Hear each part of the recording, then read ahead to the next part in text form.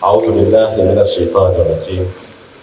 بسم الله الرحمن الرحيم. وصلى الله على سيدنا محمد وعلى آله وصحبه وسلم. Your Excellencies are the Governor of Sokoto and Delta State, my brothers, and I will say the Governor of Sokoto is by virtue of what he has done, what he received today, now part of the noble profession. He was part of learned profession before, but now he will be part of the noble profession. We always argue when the lawyers say they are learned, and I ask lawyers, can you describe what is in your intestine? Just simple one. If you are learned, you say, okay, I'll go and read about it and come and argue about it. Your Eminence, our father, the Sultan of Sokoto, my colleagues, the Chairman, House Committee on Health, and all members of the National Assembly are present. The President of the Nigerian Medical Association. I wanted to call the President of the World Medical Association, but we are in Nigeria now. And I'm sure my brother, Professor Sam, will subscribe to be a member of HOPE before it becomes the #1 in the world. Distinguished members of the high tables, distinguished colleagues in the medical professions, distinguished ladies and gentlemen, I respectively stand on all the protocols as established by the MC. I came to this conference not to be the chairman, and the chairman of the occasion, we had discussion about 3 weeks ago. His Royal Highness, the Emir of Shonga, which was my father and my mentor. He was to be here, and I'm sure something very important will have made him not to be. But because he was the one, and I was drafted to be, as a loyal member of the association, I willingly accept to be. Let me start by thanking the Governor of Sokoto State for his support for not only the Nigerian Medical Association, but for the health profession generally, and for the health of Sokoto State. Yesterday, severally, I congratulated and thanked him for what we saw. And I'll reveal a secret. A doctor from my state sent me a check this morning, and he said he saw me in the picture yesterday, that what he saw on the television, the doctor is a consultant cardiologist, a professor for that matter, that these are only things we see in Abuja and Lagos, and have been brought to Sokoto. I will say it has been brought to the Northwest. As we said yesterday, many of the things that are installed in that place will not only benefit the people of Sokoto, it will be to the benefit of Tebi, Zamfara, and I'm sure it will extend to Katsina, as well as the Nigeria Republic. So thank you very much. Even if it's only for that, outside other things we have seen, it is a long-lasting legacy. Because medicine is a science, and as a science, it thrives on evidence. So, and the evidence comes from testing, not from investigation. You make a better informed diagnosis when you have the fact from better investigation. Yes, those of us that are trained in the past, because we were trained under conditions that are very challenging, we were thoroughly trained on how to take history and conduct examinations to be able to arrive at a very, very close diagnosis. But advancement has gone far that you can have what we call precision diagnosis.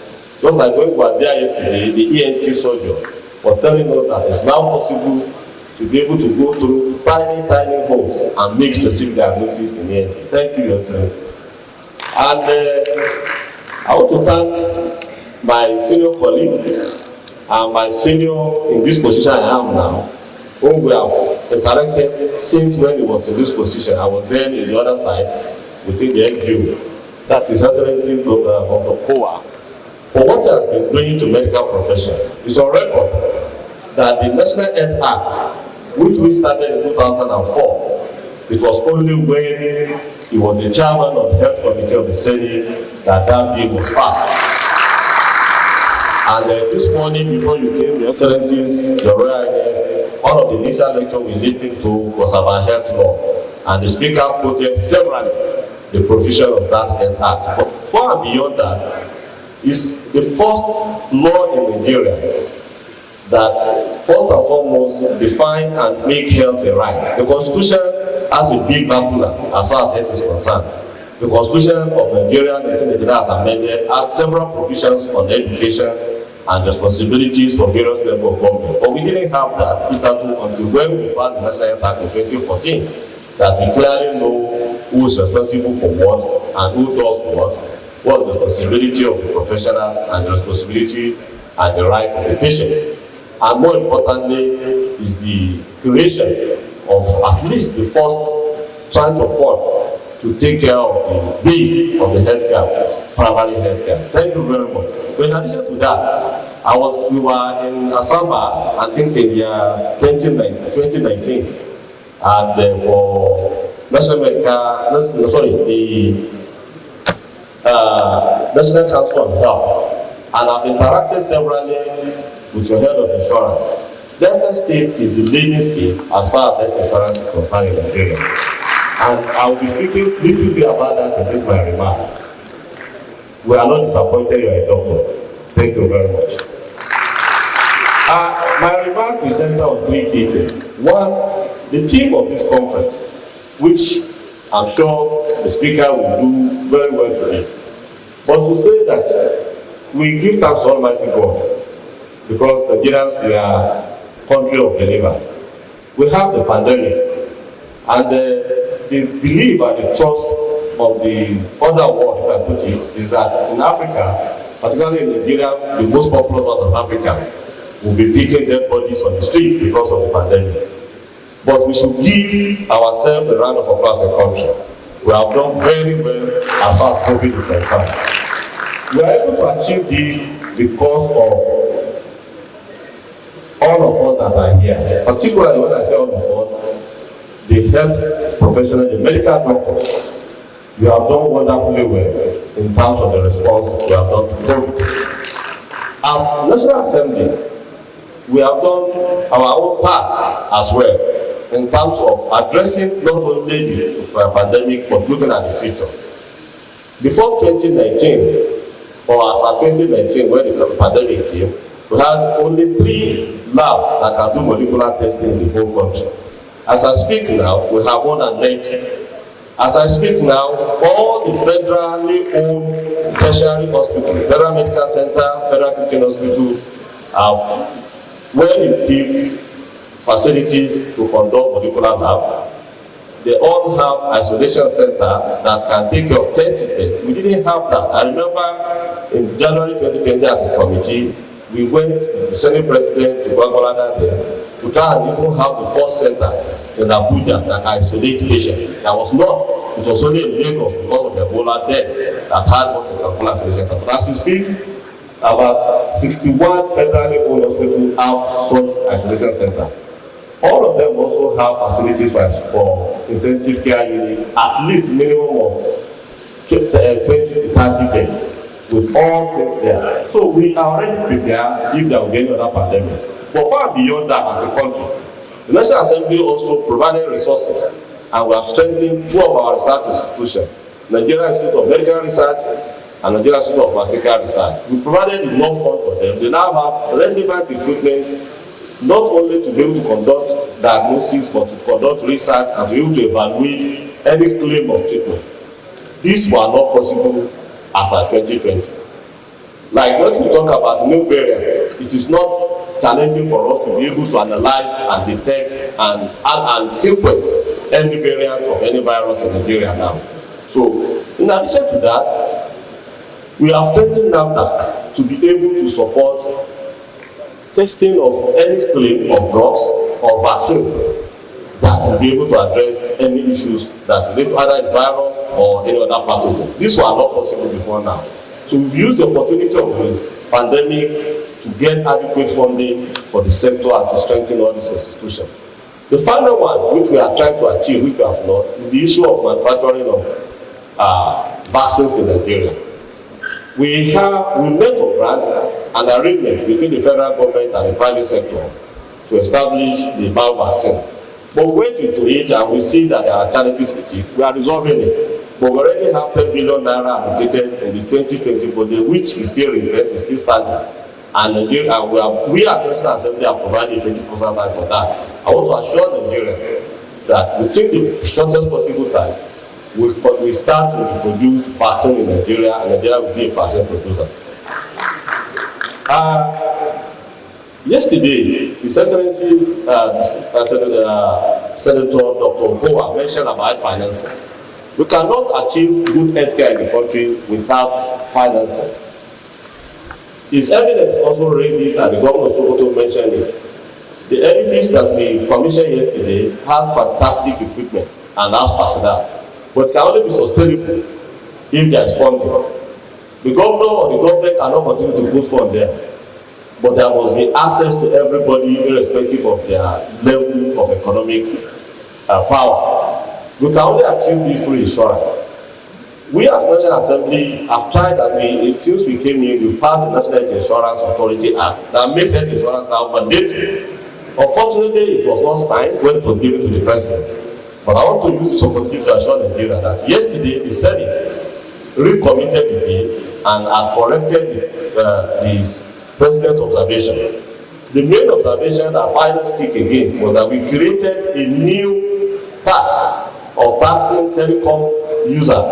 Every telecom user to pay 1 kobo per minute of call. But they said it's only the Finance Act that can create a tax. But instead, we have created a special intervention fund. This is what we did yesterday. And I want to assure Nigerians that we have had discussion with the president that the National Health Insurance Authority bill will be signed in due course. By close of law by January. We passed it in the Senate yesterday. My colleague, the House of Rep, will have it, and I'm sure we are working that before we go on Christmas break, the House of Rep will as well pass and will transmit it. With this, it is the hope of those of us in charge of health committees, National Assembly, that we will be able to leave a legacy of health insurance for all.